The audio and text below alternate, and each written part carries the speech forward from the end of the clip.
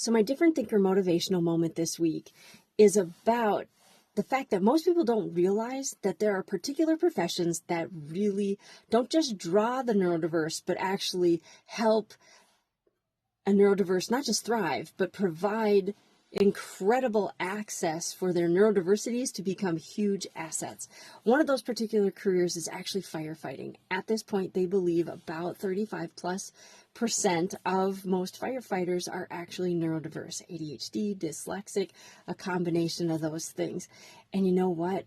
That, in particular, the ADHD is a huge gift, because in those situations where they need to think fast, process fast, take in a lot of data, look around and assess situations quickly, guess what's a great skill to have? Yeah, a whole bunch of ADHD.